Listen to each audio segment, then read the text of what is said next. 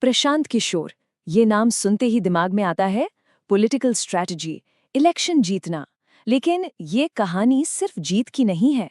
ये कहानी है एक पहेली की, एक ऐसे इंसान की जिसके कई चेहरे हैं।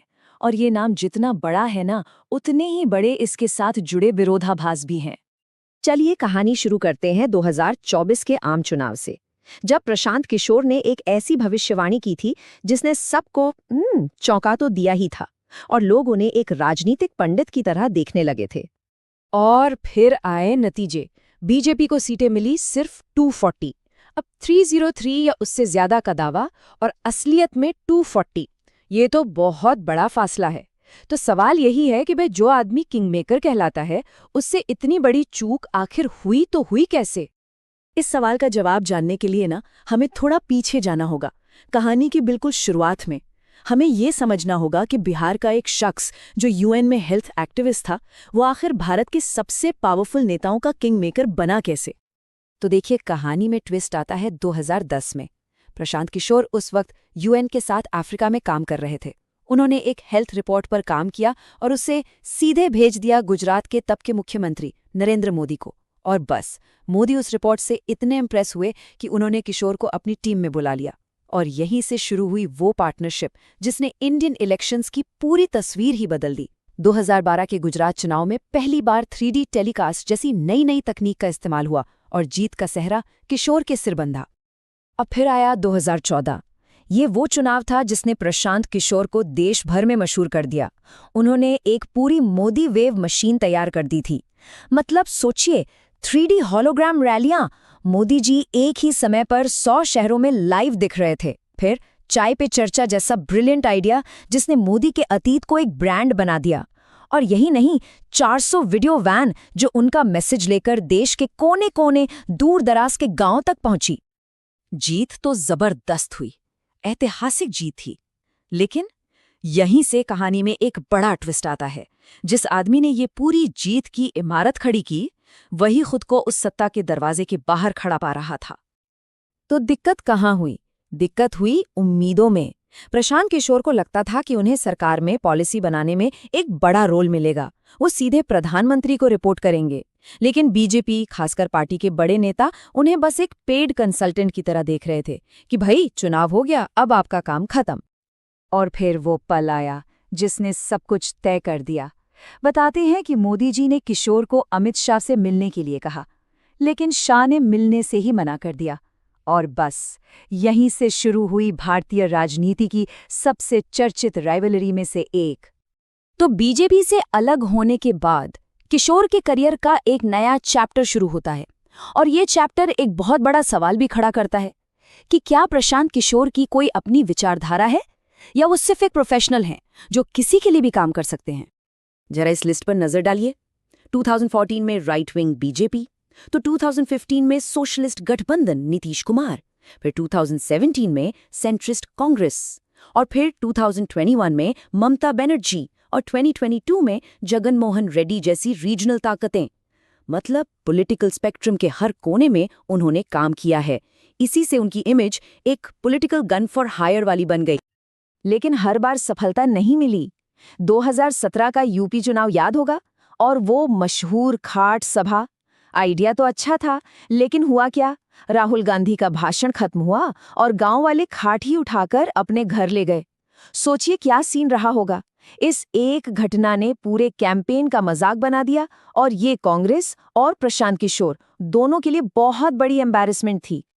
और यहीं से एक थ्योरी निकल कर आई जिसे लोग गुड प्रोडक्ट थ्योरी कहते हैं। मतलब आलोचक कहते हैं कि प्रशांत किशोर तभी सफल होते हैं जब उनके पास बेचने के लिए मोदी या ममता जैसा एक मजबूत और करिश्माई नेता हो। लेकिन जब कांग्रेस की तरह किसी पार्टी को जमीन से खड़ा करना हो तो वो फेल हो जाते हैं। लेकिन कहते हैं ना, राजनीति में कुछ भी परमानेंट नहीं होता। 2021 में ममता बनर्जी के लिए पश्चिम बंगाल में जबरदस्त जीत हासिल करने के बाद प्रशांत किशोर की वैल्यू फिर से बढ़ गई, और वो एक बार फिर कांग्रेस के साथ नेगोशिएशन टेबल पर थे। इस बार किशोर एक पूरे ब्लूप्रिंट के साथ आए थे, कांग्रेस को जिंदा करने का एक पूरा प्लान। उन्होंने कहा, संगठन को ऊपर से नीचे तक बदल डालो, टॉप पोस्ट के लिए इंटरनल इलेक्शंस कराओ, जमीन पर काम करने वाले वफादार कार्यकर्ताओं को पावर दो, बीजेपी के खिलाफ एक मजबूत नैरेटिव बनाओ और सबसे बड़ी बात, गांधी परिवार के आसपास जो कोटरी है उसका असर खत्म करो। एक पल के लिए तो लगा कि बस अब कांग्रेस में एक ऐतिहासिक बदलाव होने ही वाला है। लेकिन बात फिर अटक गई और इस बार भी मुद्दा था कंट्रोल। प्रशांत किशोर चाहते थे कि उन्हें अपना प्लान लागू करने की पूरी आज़ादी मिले, वो सीधे पार्टी प्रेसिडेंट को रिपोर्ट करें। लेकिन कांग्रेस ने उन्हें क्या ऑफर किया?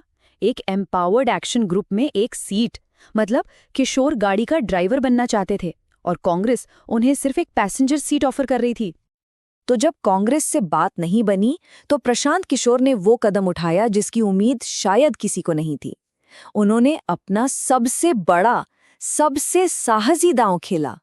उन्होंने ऐलान किया कि अब वो बैकग्राउंड में काम करने वाले स्ट्रैटेजिस्ट नहीं, बल्कि फ्रंट लाइन पर खेलने वाले एक पॉलिटिशियन बनेंगे।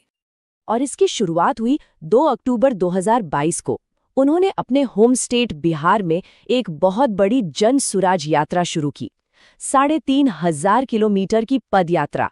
मकसद था सीधा जनता से जुड़ना, जिन्हें वो असली मालिक कहते हैं।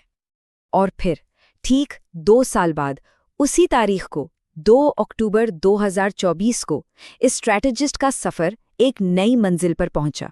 उन्होंने अपनी पॉलिटिकल पार्टी लॉन्च कर दी, जन सुराज पार्टी। लेकिन जैसे ही प्रशांत किशोर एक राजनेता बने, वो सारे विरोधाभास, वो सारे कंट्राडिक्शंस जो एक स्ट्रैटेजिस्ट के तौर पर उनके साथ जुड़े थे, वो और भी ज्यादा गहरे और नुकीले हो गए। अब देखिए, कागज पर तो उनकी पार्टी जनसुराज भाईचारे और सेक्युलर मूल्यों की बात करती है। वो खुद को बिहार की पॉलिटिक्स में एक साफ सुथरे नए विकल्प के तौर पर पेश करते हैं। लेकिन फिर हम क्या देखते हैं कि प्रशांत किशोर अपनी ही पार्टी में मनीष कश्यप जैसे विवादित चेहरों का स्वागत करते हैं। ये वही मनीष कश्यप हैं जिनका एक पुराना वीडियो है जिसमें वो कहते हैं गांधी की मृत्यु पर हम जश्न मनाते हैं। अब ये पार्टी के बताए गए उसूलों से तो बिल्कुल उल्टा है। और यही तो प्रशांत किशोर के करियर की सबसे बड़ी पहेली है। एक तरफ वो वंशवाद की राजनीति की आलोचना करते हैं और दूसरी तरफ जगन रेड्डी और M.K. स्टालिन जैसे नेताओं के लिए काम करते हैं। वो भ्रष्टाचार के खिलाफ आवाज उठाते हैं, लेकिन उसी जगन रेड्डी के लिए कैंपेन डिजाइन करते हैं जिन पर 31 से ज्यादा करप्शन के केस थे। वो सेक्युलर होने का दावा करते हैं, लेकिन उन्होंने ही नरेंद्र मोदी की उस जीत की स्क्रिप्ट लिखी जिनकी राजनीति की शुरुआत ही हिंदुत्व के इर्द गिर्द हुई थी। तो घूम फिरकर हम वापस उसी एक सवाल पर आ जाते हैं, वो सवाल जो उनके हर कदम के बाद और बड़ा हो जाता है। तो आखिर कौन है असली प्रशांत किशोर? क्या वो एक पॉलिटिकल रेवोल्यूशनरी हैं जो इस टूटे हुए सिस्टम को अंदर से ठीक करना चाहते हैं, या फिर वो एक मास्टर अपॉर्चुनिस्ट हैं, एक माहिर खिलाड़ी हैं जिनकी इकलौती विचारधारा सिर्फ और सिर्फ पावर है? शायद यही सवाल ही प्रशांत किशोर की असली पहचान है।